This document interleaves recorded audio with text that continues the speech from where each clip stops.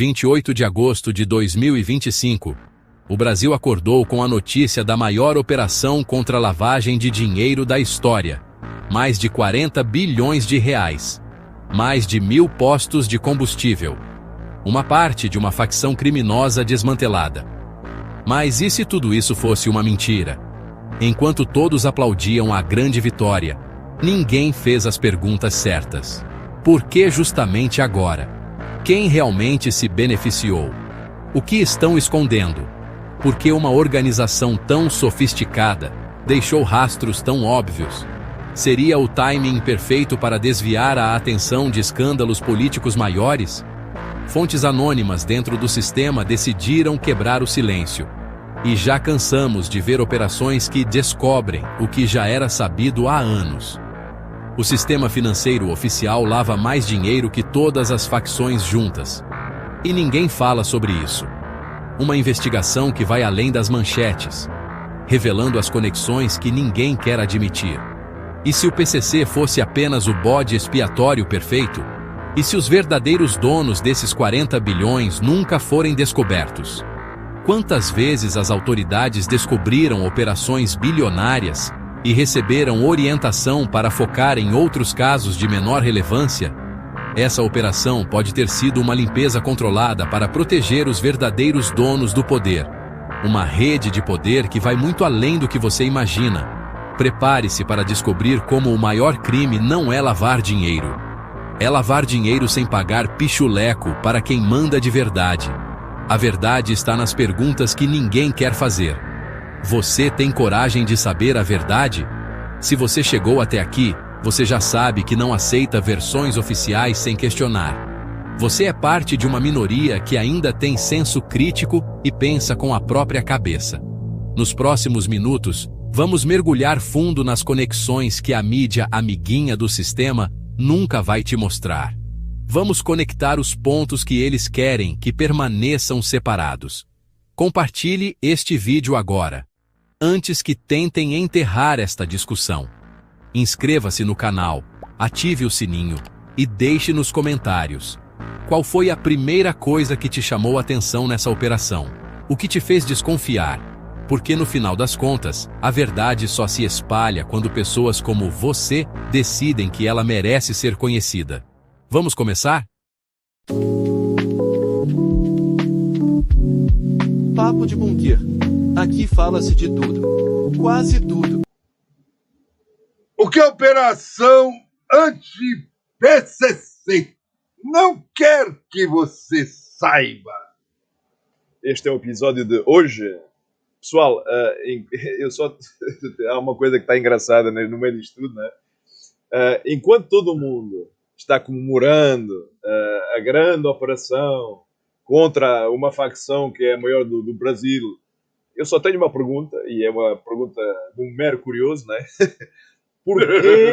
Porquê justamente agora? Né? É essa a nossa pergunta. Porquê? Né? Cara, você está sugerindo que existe algo por trás dessa operação bilionária que a mídia não está contando essa história aí? Não, eu não estou sugerindo. Não, você tá, não, aí você já levantou uma lebre. Eu não estou sugerindo nada. Já, não. Eu só acho uma coisa. Tu achas mesmo que quando o sistema quer descobrir algo grande desta magnitude, tu achas que ele não descobre? Claro que ele vai descobrir. A pergunta é o que eles querem desviar a nossa atenção. E tem mais! Porque uma facção que controla 40 bilhões permitiu que essa operação acontecesse. Ou será que eles sabiam isso? Que ia acontecer? Se você acha que essa é uma vitória do Estado contra o crime organizado, né? Se vocês acham, se vocês pensam dessa forma, então é melhor preparar-se para ter uma visão completamente virada de cabeça para baixo. Não é? É isso que nós vamos tentar passar aqui. Porque algo não está batendo bem. Algo não está batendo certo. É ou não é, Cláudio? Porque talvez a verdadeira pergunta não seja como o PCC lavou 40 bilhões, mas sim quem permitiu que eles lavassem 40 bilhões por um tempo demasiado. Exatamente. Nós temos essa dúvida e vamos tentar esclarecê-la. Não é? Eu sou o Armando e estou um pouco cansado de ver operações que descobrem, entre aspas, o que era sabido há muitos anos. A gente não é nada virgem, não é? São coisas que a gente sabe há muitos anos, não é? E eu sou o Cláudio. E hoje vamos desconstruir a narrativa oficial sobre a maior operação contra a lavagem de dinheiro da história. Ou seja, nos próximos minutos, não é? E agradecemos desde já a vossa audiência, a vossa inscrição, não é? Nos próximos minutos vocês vão entender 3 coisas que a grande mídia não vai contar. Aquela mídiazinha amiguinha, não é? Primeiro, porque esta operação aconteceu exatamente agora, não é? Como eu disse há pouco. Porquê? Não é? Quando estamos, por exemplo, na véspera de um julgamento importantíssimo de um ex-presidente da República, durante uma semana que começou uma CPMI do INSS, não é? E também de uma possível semana onde haverão hipotéticas sanções da Lei Magnitsky a outras altas figuras do Estado brasileiro. E aí tem uma segunda situação. Como o sistema financeiro oficial é muito mais corrupto do que qualquer facção criminosa. E por que eles precisavam de um bode expiatório? Exatamente. E em terceiro lugar, não é?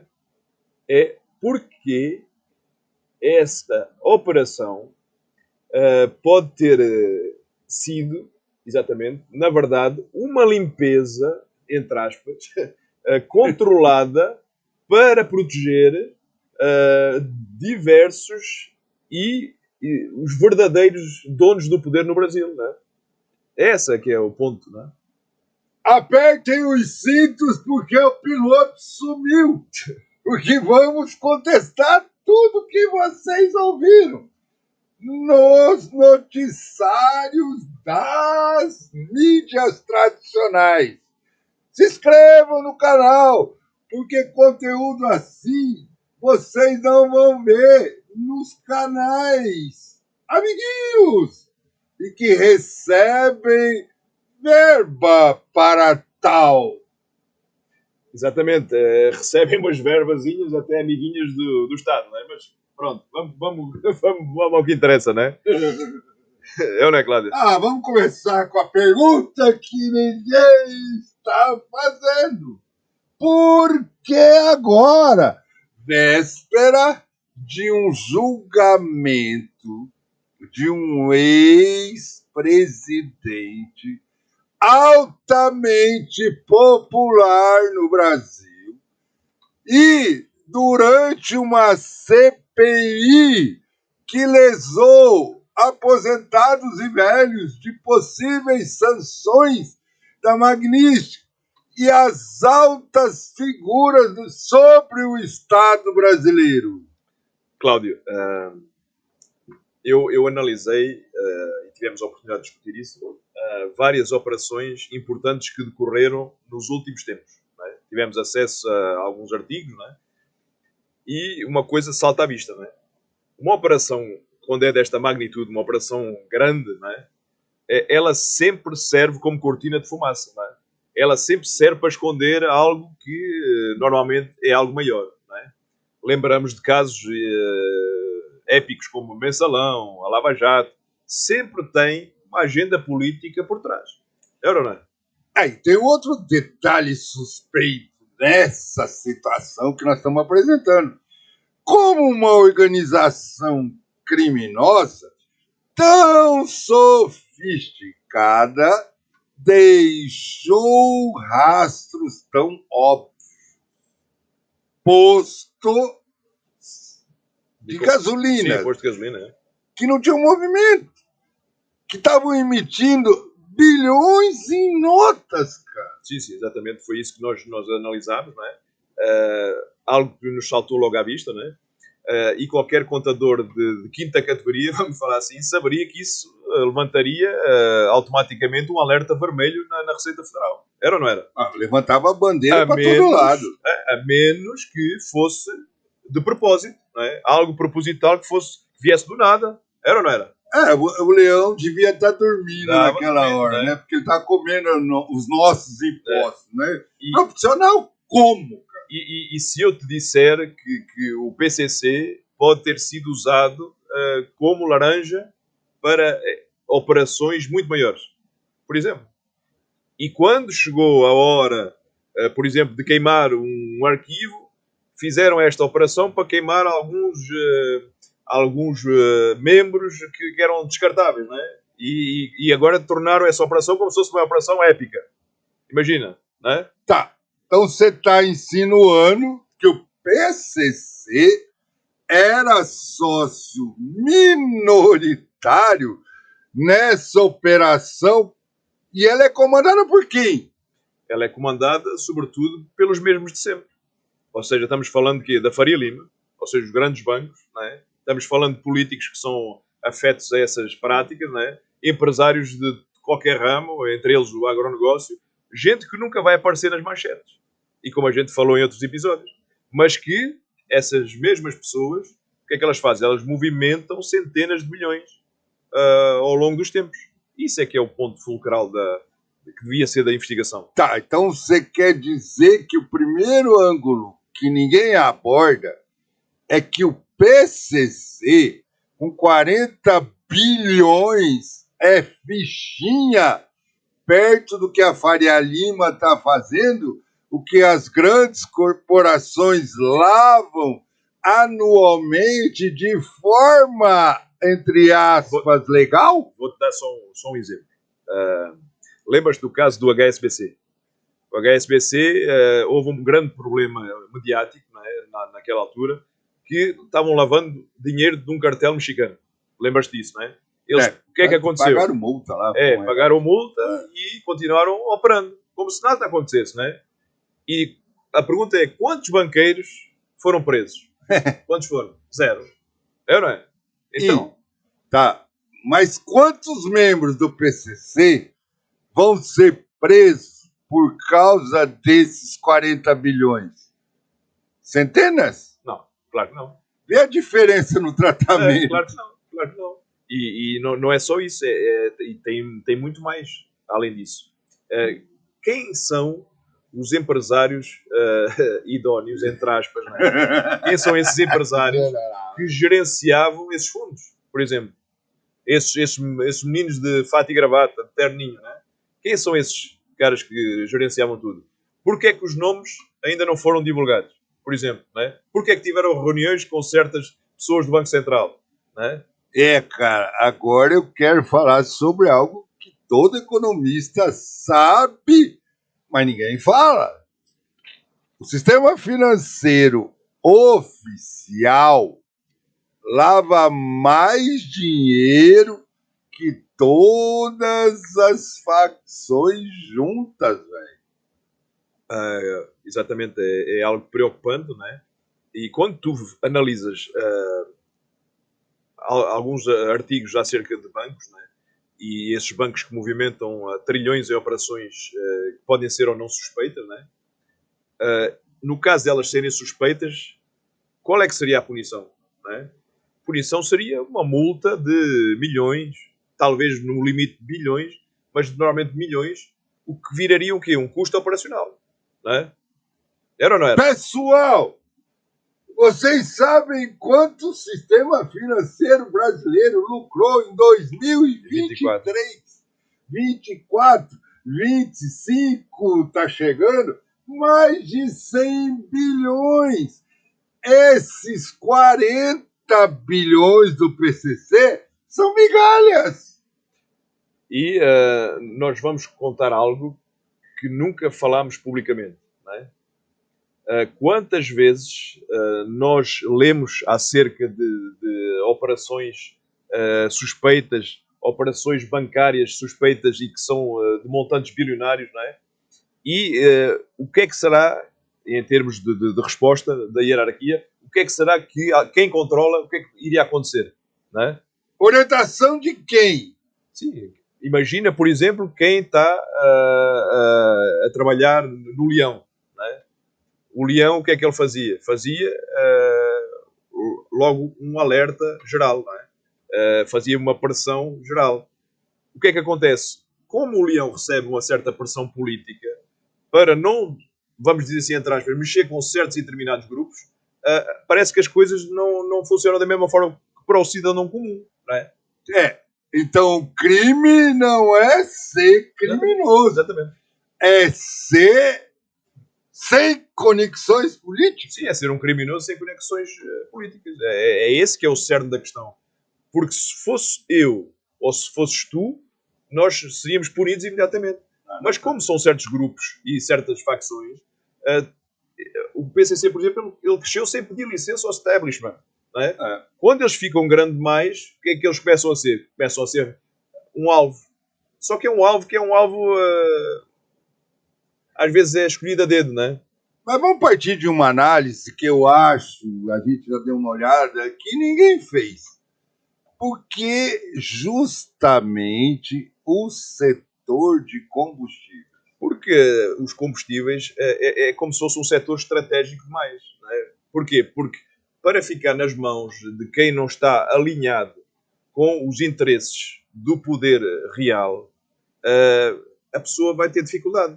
Então, esse poder do setor, ele mexe com muita gente em Brasília. Não é? Tá, você está sugerindo que essa operação foi uma disputa territorial entre grupos poderosos da alta? Estou dizendo é que a facção ela não vira dona de terminal portuário, de uma usina de álcool, de postos, centenas de postos de combustível, sem o aval de gente muito poderosa. Está alguém mais poderoso por trás. Alguém que domina e que tem influência em toda a máquina estatal, em toda a máquina que governa o país. E podemos até ir mais longe, porque surgem perguntas que deveriam estar nas manchetes, mas que ninguém está fazendo neste momento. Estão todos falando só da operação, mas há as perguntas que são incómodas e que ninguém faz. Não é? Por exemplo, uma primeira pergunta seria: como o PCC conseguiu autorização do Banco Central para operar uma fintech? Essa é uma excelente questão, não é? Umas questões que tu às vezes soltas que são jeitosas, não é? Ou seja, o Banco Central... eu só pergunto.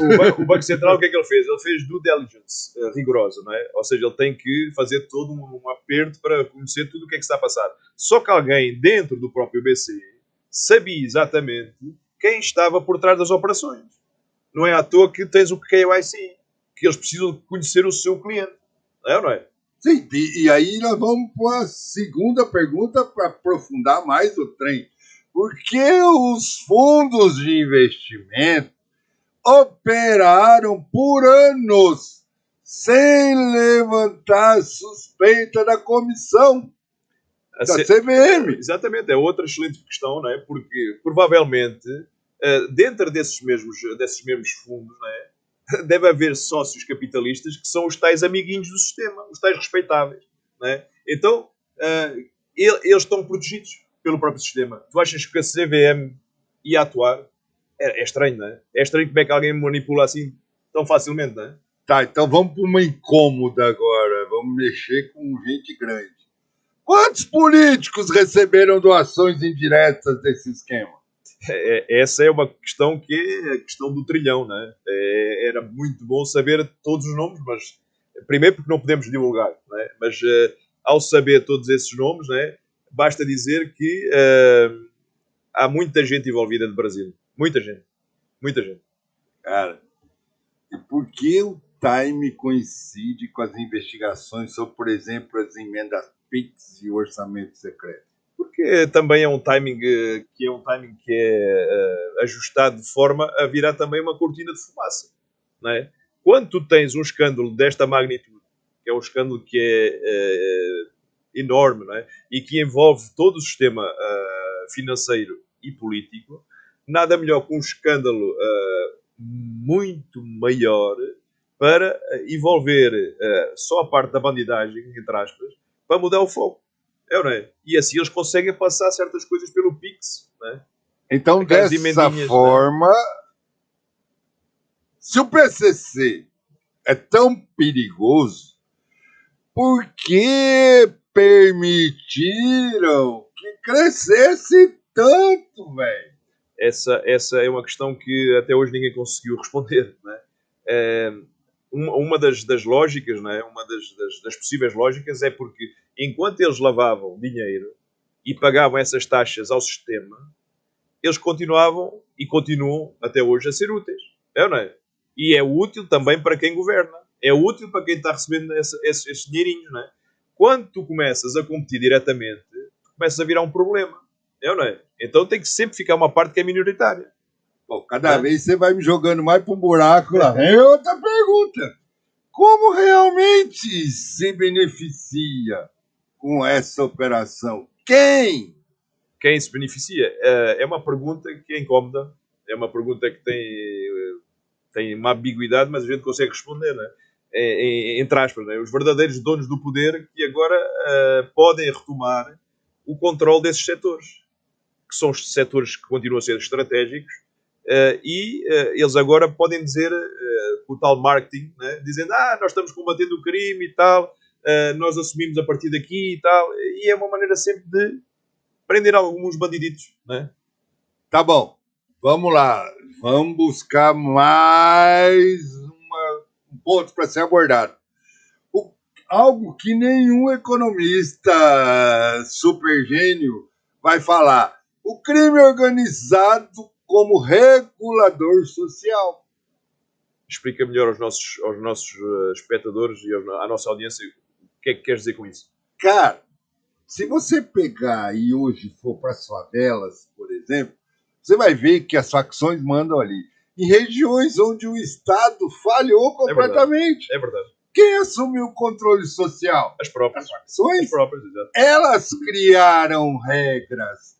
Elas criaram um sistema de justiça que funciona melhor que o nosso. Exatamente. Tá? Porque lá não tem conversa. E dão, de uma forma ou de outra, uma assistência social velada. E se nós virmos isso vai incomodar quem? Isso vai incomodar o Estado, não é? Aquele Estado que é o Estado, a União, o oficial, e que perdeu essa legitimidade nessas mesmas regiões. Isso é que incomoda eles, não é? É isso que é. Porque o PCC, ele criou um sistema muito mais eficiente que o Estado em várias áreas. A justiça é mais rápida, a assistência às famílias é melhor, o controle de criminalidade interna. E você veja uma coisa, cara. Eles pagam o INSS pros associados. E por isso é que eles proibiram o crack nos presídios. E o Estado, o que é que ele faz? Ele não consegue proibir o crack nas ruas. Vê a diferença. Porquê? O Estado não conseguiu. Porque eles não se querem contaminar. Os próprios caras de facções são mais inteligentes. Ou seja, eles têm legitimidade onde o Estado perdeu completamente a sua.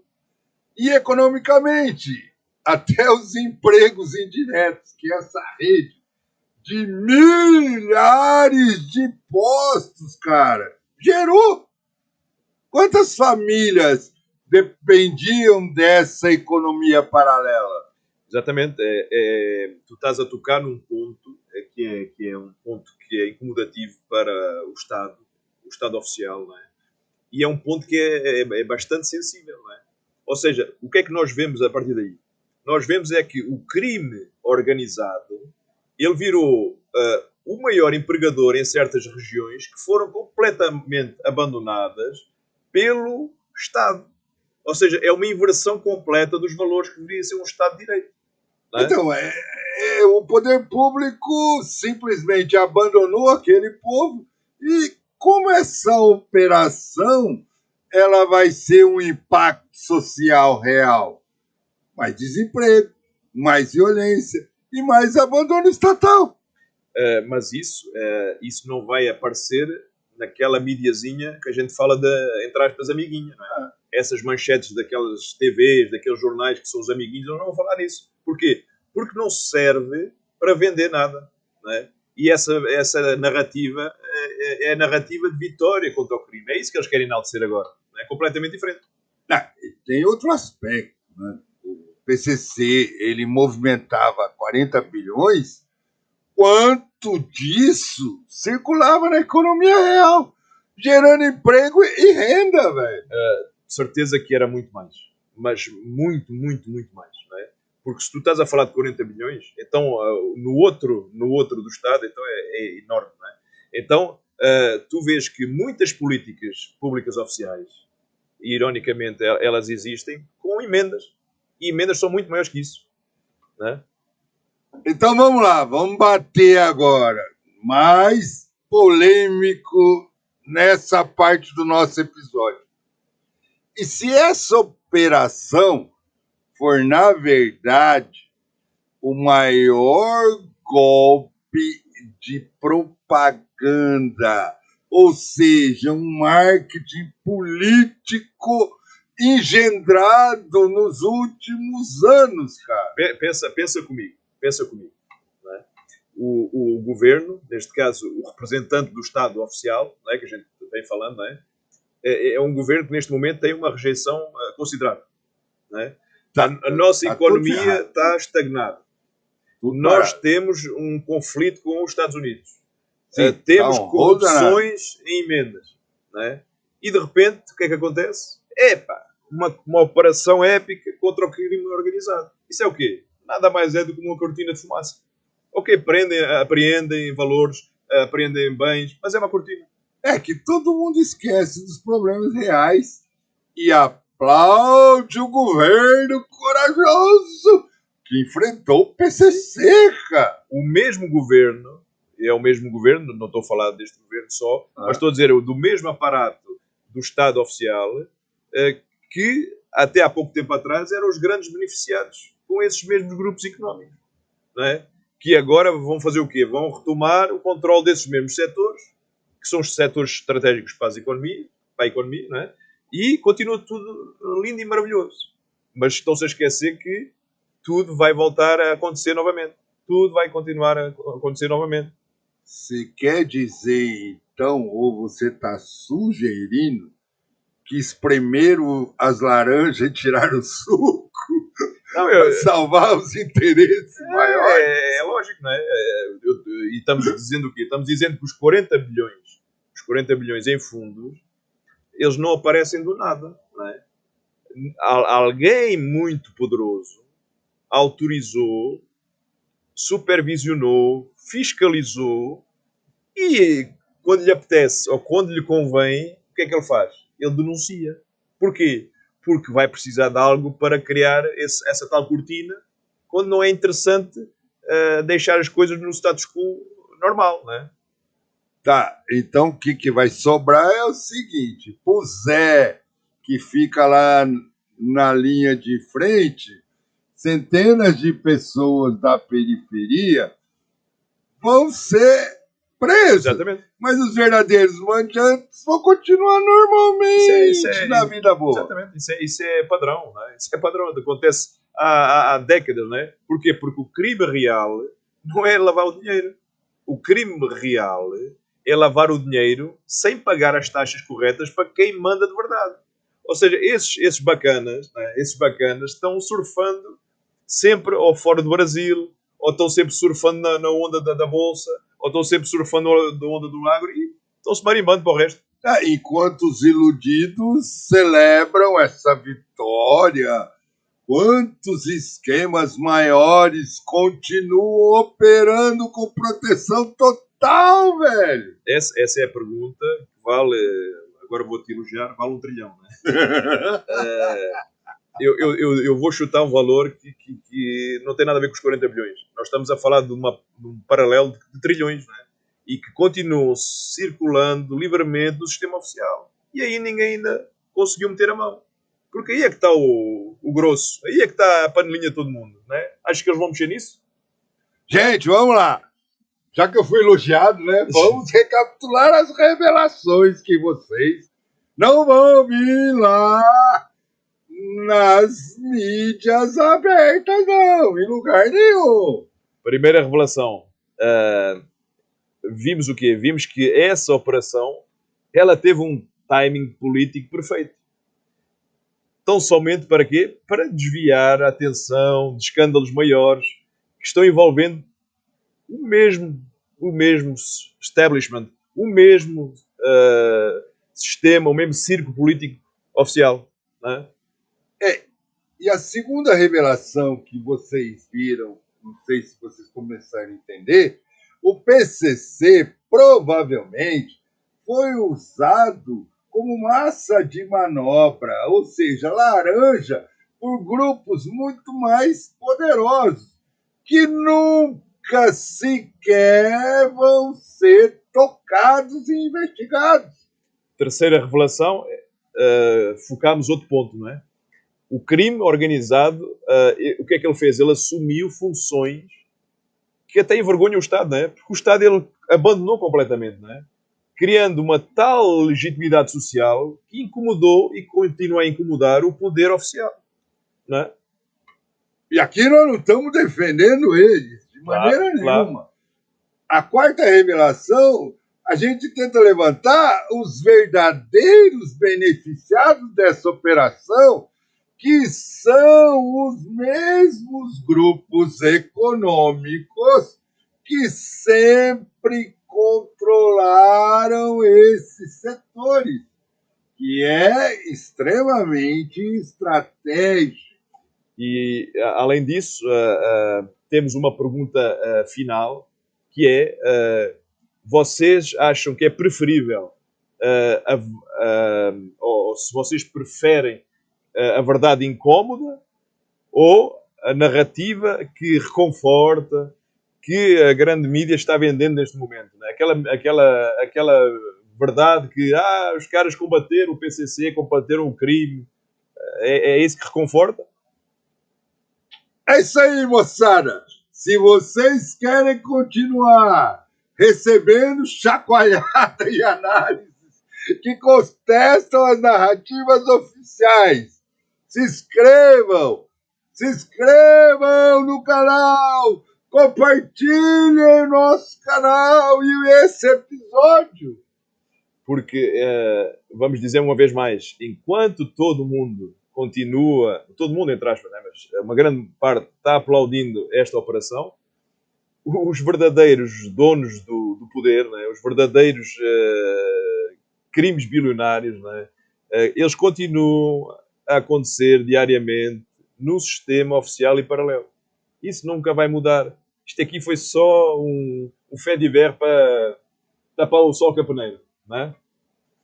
Nós estamos em busca de novas revelações.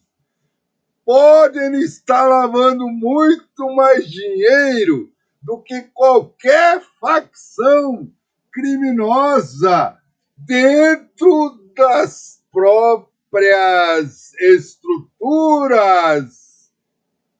E porque essa história nunca vira operação policial espetacular, não é? Tem um spoiler também. Porque ela envolve exatamente quem manda neste momento no nosso país. Não é? Então é algo que é muito sério e que as pessoas precisam se atentar e precisamos mudar. Não é? Brasil, mostra a tua cara! Acordem! A verdade está nas perguntas que ninguém quer fazer. Exatamente. Obrigado por nos assistirem mais uma vez. Desejamos que consigam chegar a bom porto, não é? E que nos apoiem, que nos deem força, que se inscrevam, compartilhem e que continuem dizendo nos seus comentários tudo o que vos vai na alma e que nos transmitam todas as vossas dúvidas, as vossas críticas, porque só assim é que nós podemos analisar e podemos encaixar nos nossos episódios toda a informação que nos é passada transversalmente. Tentamos fazer o nosso melhor. Mais uma vez queremos agradecer à nossa audiência dos PALOP, sobretudo a Moçambique, a Angola. Muito obrigado ao meu país também, Portugal, ao meu país segundo, Luxemburgo, e também à nossa minoria pequenininha dos Estados Unidos que nos assiste. Em breve seremos um pouquinho mais e agradecemos a todos. E agora chegamos no Paraguai! E senta o dedo no like! Até o próximo episódio. Fiquem com Deus.